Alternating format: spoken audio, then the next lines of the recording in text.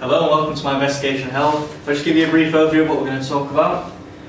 We're going to look at the UK's relationship with health to start off with, then we're going to look at health and exercise professionals and their role in society, and then we're going to look at the older adult exercise and guidelines interventions.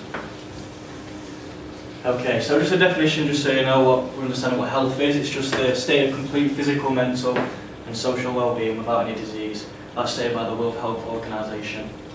Okay, so our next part, we've got just a video, Your Health Matters. It's just a quick video just saying where our health is today with the UK.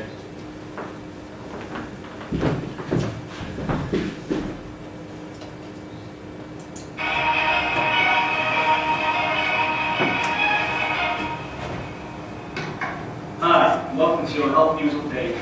The obesity crisis is on the uprise, showing that by 2030 half the UK is going to be obese. With only 1 in 5 people exceed the exercise recommendation, more needs to be done.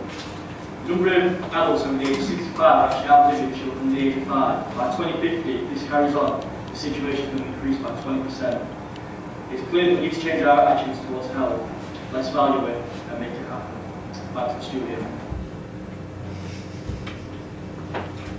Okay, so I'll just brief summary of what I think is the key points, what we need to focus on as a government. Obviously the obesity crisis is quite a high one at the minute. Okay, we're just going to move on next to the 2 exercise professionals we're going to look at. The first one is going to be a level 2 gym instructor. Just down here, as you can see, these are just a brief summary of what each one is. So type of qualification is an MVQ. Prevent, manage and treat, I'll put the prevent and manage. They prevent and manage by obviously working in a gym. They have clients coming to see them, they might sit them down with goals, do a bit of goal setting. That's going to help them manage their condition, maybe they want to lose a little bit of weight, and then also preventing by getting them physically active, they're going to reduce the risk of developing diseases such as obesity and diabetes. How they promote health, I've just put through fitness advice. This can be from the NHS or the HSM, through the national governing bodies, and they also show exercise with safe techniques, so it's just reduce the risk of injury again. Type of clients, I put general public. The reason I put this is because people are going to come to see them, and then they work in gyms and council facilities. Obviously it's going to vary the type of service you're going to get. You might get more of an upper class service, maybe at a Virgin Active style gym compared to a council run gym. So bring to attention our next one, we're going to look at physiotherapist, specifically a musculoskeletal one. The type of qualification for this is a Bachelor of Science, which is a 3-year degree. To be a MSK specialist, this is going to require a year's master's just specialise in that subject.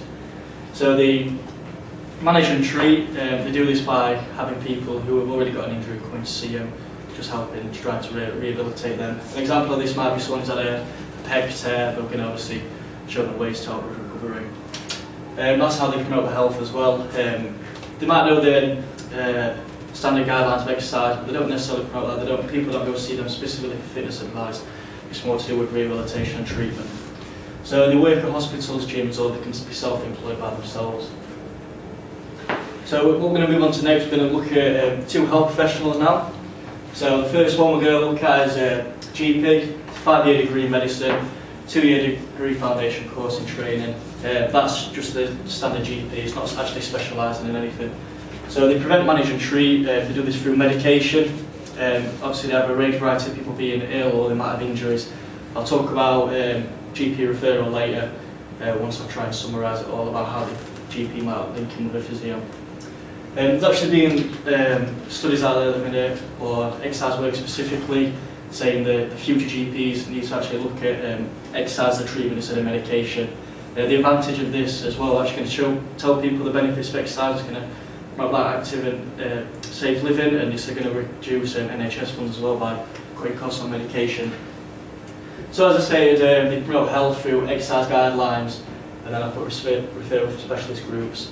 It's going to be the general public again they work with, and then they work at the GP practitioners. So our next health professional we're going to look at is a dietitian. It's a Bachelor of Science, 3-year degree. They manage and treat. This is just purely nutrition based though. They might manage and treat through conditions like diabetes.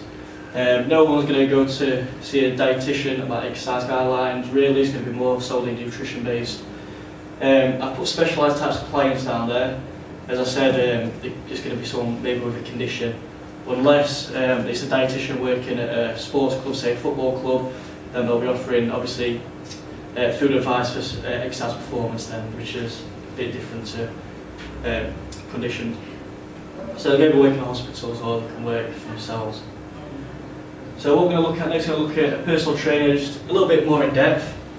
So the starting qualification for a PT is a level 3. This can take anywhere between 4 weeks to a year, depending on where you do it.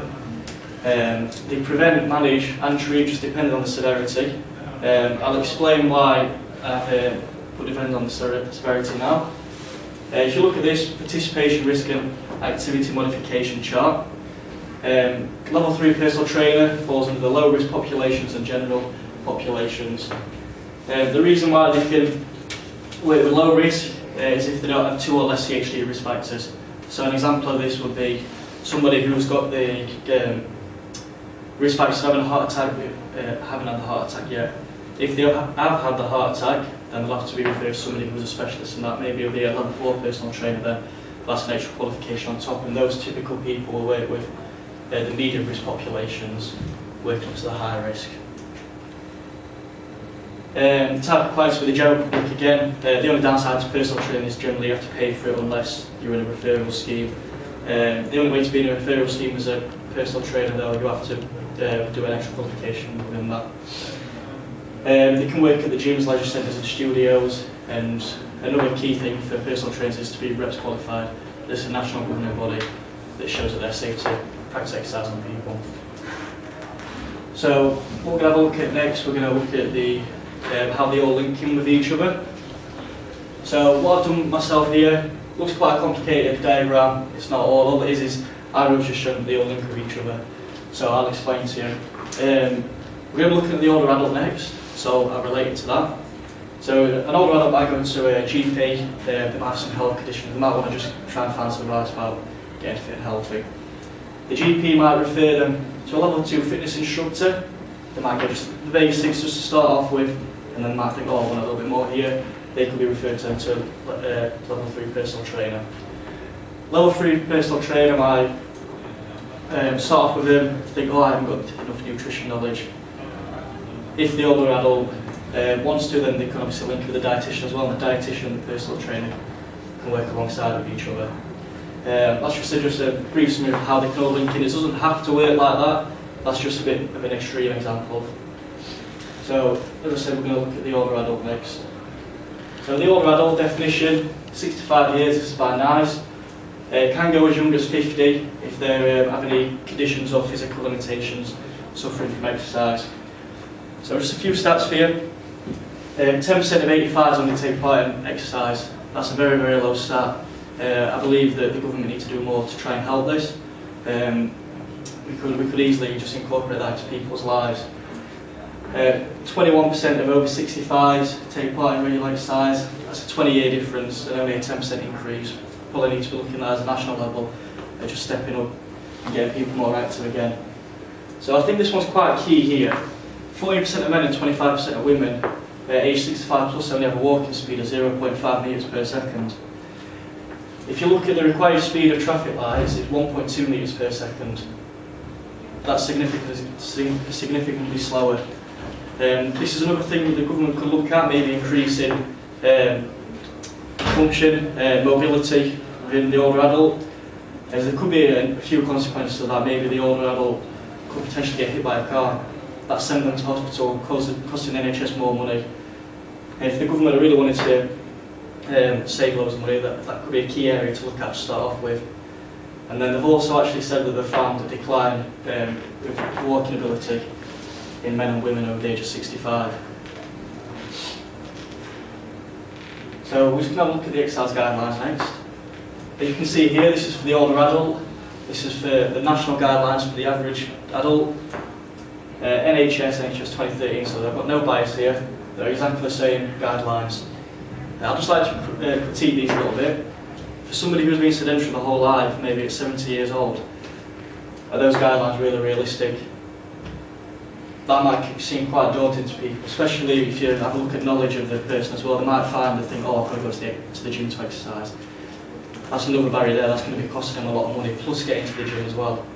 I think there needs to be more done to help promote physical activity outside with the older person. Exercise Works have produced something called Grab Your Gran. It's a campaign stating that only 1 in 10 adults over the age of 65 only see their family once a month. And what it's actually trying to promote is the older adult being physically active more. Obviously, if they're with the family, they might go out for walks, especially in summertime. They're more likely to be physically active with the family instead of just maybe going around having something to eat. We're going to just look at the next guidelines. This is a bit more specific. It's the older adult with osteoporosis. This is taken from the National Osteoporosis Society. Very, very vague again. So it's moderate intensity exercise, only 5 sessions of 30 minutes. Should include physical activity to increase bone density and also coordination. For somebody who hasn't got a big exercise knowledge, they might not know what this is. There could be more done, especially it's actually from the National Osteoporosis Society. People might search that and think, oh, I'm going to have a look at this, they'll tell me what to do. They might not find the answer they're looking for, they might think, oh, that's great, but how do I incorporate